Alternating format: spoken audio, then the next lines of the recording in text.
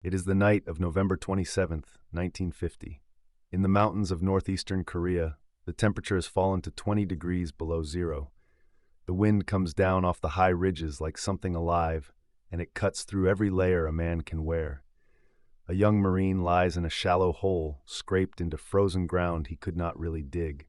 He hears them before he sees them. A low, rolling sound in the dark, boots on snow, thousands of them, coming down out of the hills. He raises his carbine. He thumbs off the safety. He sets the front sight on the first shapes moving toward him through the gloom. He squeezes the trigger. Nothing. He works the action with fingers he can no longer feel. He tries again. The little rifle coughs once, then stops. The oil inside it has thickened to glue.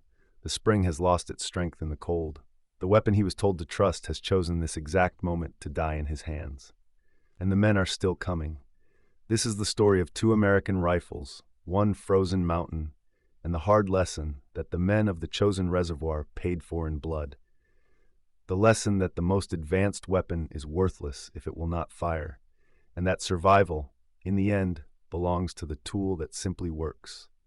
If you love the true stories of the men who carried these weapons, the soldiers, the Marines, the rifles that made history, take a moment right now to subscribe. This channel exists to keep their memory alive, and you belong here with us.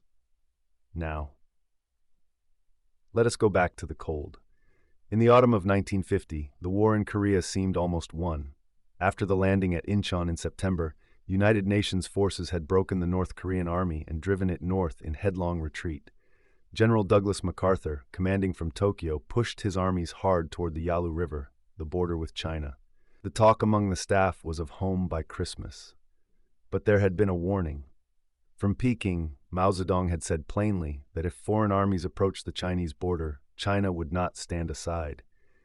That warning was heard. It was not believed. And so, in the last week of November, the 1st Marine Division and the soldiers of the Army's X-Corps were strung out along a single, narrow mountain road, climbing toward a frozen man-made lake the Japanese had named the Chosin Reservoir. They did not know that more than 100,000 soldiers of the Chinese 9th Army Group were already in the hills around them, waiting, hidden in the snow, holding their fire until the trap was complete.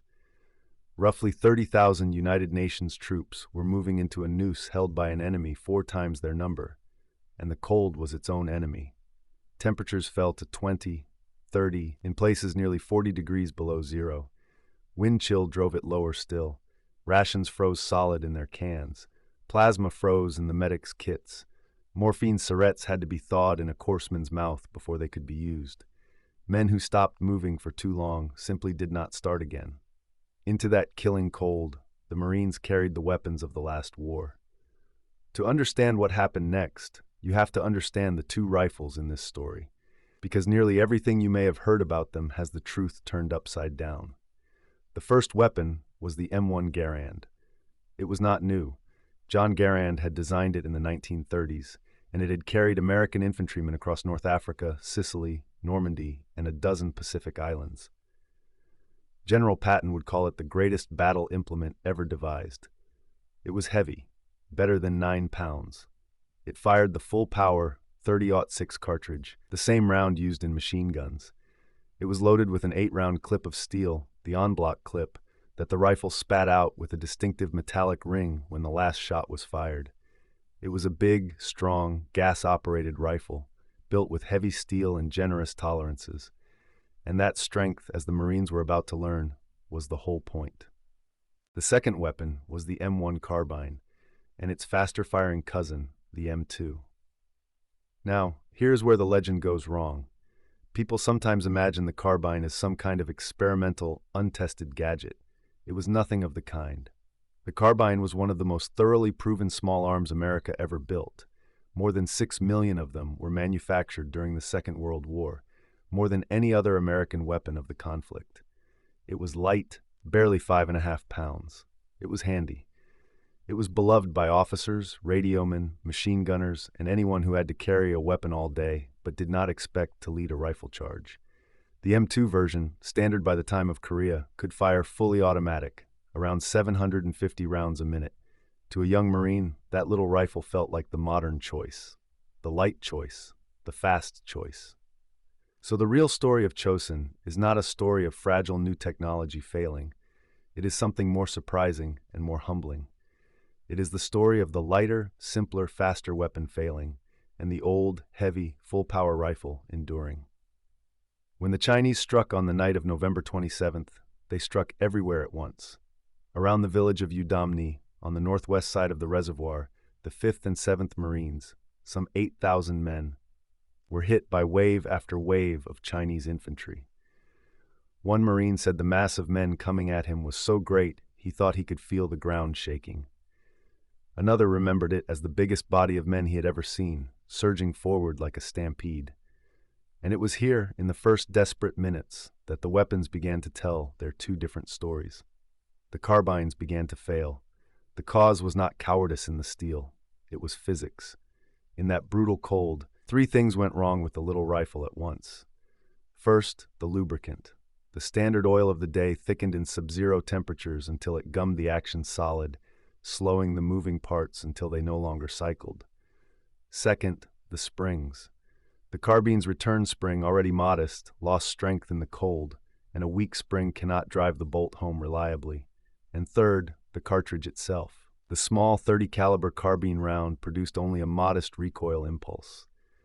In the freezing air, with cold stiffened parts fighting it, there was simply not enough energy in each shot to work the action the way it should. The result, in the words of one Army study, was a weapon that needed anywhere from 5 to 20 warm-up shots before it would fire reliably on automatic. And that, in the cold, was more sensitive to frost than any other weapon a soldier carried. 5 to 20 warm-up shots. Imagine that. Imagine needing to coax your rifle to life while a human wave closes the last 50 yards toward your hole. There was a second complaint too, and it must be told carefully, because history has argued about it ever since. Many Marines and soldiers swore that the carbine's bullet lacked the power to stop the heavily padded Chinese soldiers, that men were hit and kept coming. Some units even gave standing orders to aim for the head. But careful analysts who studied the war afterward were never fully convinced this was the bullet's fault, rather than the cold, the chaos, the missed shots, and the sheer terror of a night assault. So we tell you honestly, the men believed it, they reported it, and it shook their faith, even if the full truth is still debated. What is not debated is the effect on confidence. And here is the part of the story that surprises people most. In that same cold, the M1 Garand was not magic. It was not immune. When a Garand was oiled the way the manual demanded, it too could freeze. There are accounts of Garands that fired once or twice and then locked up tight, just like the carbines. The Marines solved it, not with new technology, but with old wisdom. They field-stripped their Garands and wiped them dry, bone dry. They scrubbed away every trace of the oil that was meant to protect the rifle, because in that cold the oil was the enemy. And once the Garand ran dry, it ran. That was the difference. The Garand had the margin to survive being run dry. A strong action, a powerful cartridge with energy to spare, heavy parts that kept moving.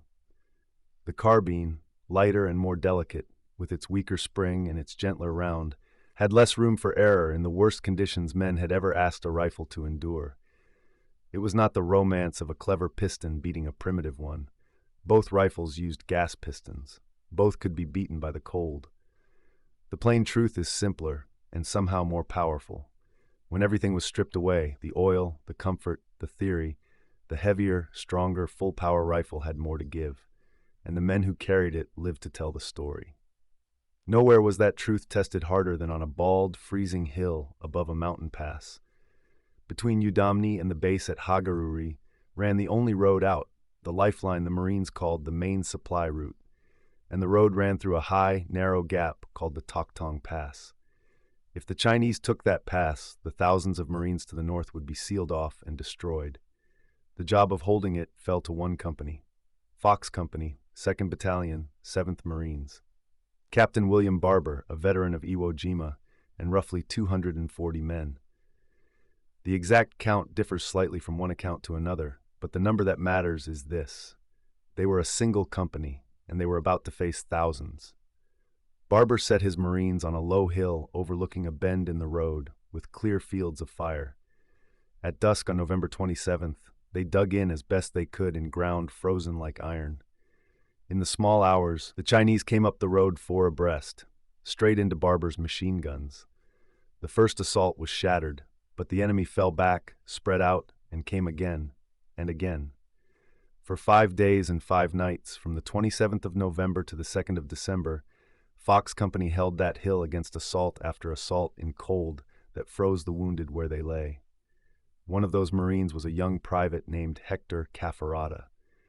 When the attack hit his sector, by every account he fought like a man possessed, firing, swinging his rifle as a club, hurling enemy grenades back into the dark before they could explode among the wounded.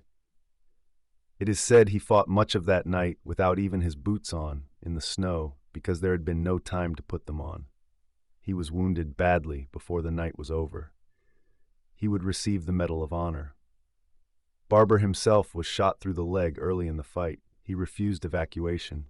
For the rest of the siege, he directed his company's defense from a stretcher, carried from position to position, holding the line by will alone. He, too, would receive the Medal of Honor. When relief finally fought its way through, a column led by Lieutenant Colonel Raymond Davis, themselves Medal of Honor men in the making, Fox Company had held, but the cost was staggering. Of Barber's original company, roughly 3/4 were dead, wounded, or missing. Around 85 men were still able to walk off that hill on their own feet. They had held the pass, they had kept the road open, and every Marine to the north who lived to reach the sea owed a piece of his life to that frozen hill. Because now the whole division had to get out. The Marines did not call it a retreat. When a reporter asked Major General Oliver Smith, the division commander, about retreating, Smith gave the answer that would echo through Marine Corps history. They were not retreating, he said. They were attacking in a different direction. It was not bravado. It was the literal truth. To get to the sea, the Marines had to fight their way south down that single narrow road, through every pass and chasm the Chinese could block, carrying their wounded and their dead, dragging their guns through snow and ice for more than 70 miles. They fought through Hellfire Valley. They fought at Kotori. At one shattered bridge over a deep gorge, combat engineers airdropped sections of steel bridging and rebuilt the span under fire, because without it, not one vehicle, not one wounded man would get out. And every step of that long fighting march, the lesson of the rifles repeated itself. The weapon that worked was the weapon that lived. Men picked up Garands from the fallen when their carbines failed. One South Korean interpreter attached to the Marines remembered it plainly years later. His carbine would not work, so he grabbed an M1 rifle and fired that instead. The dead gave their rifles to the living, and the living kept moving south. By the middle of December, the survivors reached the port of Hungnam. There, the Navy lifted them off the beaches, Marines, soldiers, and tens of thousands of Korean refugees who refused to be left behind to the enemy. They had marched into a trap of 100,000 men, and they had come out as a fighting division, bringing their wounded and their weapons with them. The cost of the Chosin Reservoir was terrible. More than 1,000 Americans were killed. Thousands more were wounded, and thousands beyond that were maimed by the cold itself, frostbite that took fingers, toes, and feet. The men who survived earned a name that has never left them: the Frozen Chosin, the Chosin Few. And in the long aftermath, the Army did what armies do. It studied. It asked the survivors what had failed and why. The answer about the carbine was blunt. In one official study, the 1st Marine Division's verdict on the weapon was recorded for history. Their experience at the Chosin Reservoir, it said, had been the final blow to their confidence. They wanted the carbine either fixed or thrown out. That is a remarkable thing for a fighting division to say about one of its own weapons, and it came not from a laboratory, but from men who had pulled the trigger in the dark at 30 below and heard the click instead of the bang. The lesson rippled forward. In the years after Korea, American ordnance officers pushed harder than ever for a rifle that combined reliability with real power, work that would eventually lead to the weapons that replaced both the Garand and the carbine. The frozen hills above the Chosin Reservoir had taught a lesson written in cold and blood, that a soldier's faith in his rifle is not sentiment. It is survival. There is a temptation looking back to make this a simple story. Old rifle good, new rifle bad. But the men who were there knew better, and so should we. The carbine was not a bad weapon. In the jungles of the Pacific, in fair weather, in the hands of a man who did not need to win a stand-up fight, it had served well for years. It was light, and that lightness saved energy and saved backs across 100 battlefields. But Chosin was not a fair-weather fight. Chosin was the edge of what human beings and their machines can endure. And at that edge, the margins that the heavy old Garand carried, the extra steel, the extra power, the extra forgiveness, became the difference between a rifle that fired and a rifle that did not. That is the real lesson the Marines carried down off that mountain. Not that newer is worse, but that when the cold closes in and the enemy is 50 yards away and your fingers have stopped working, what you need is not the cleverest weapon. What you need is the one that goes bang.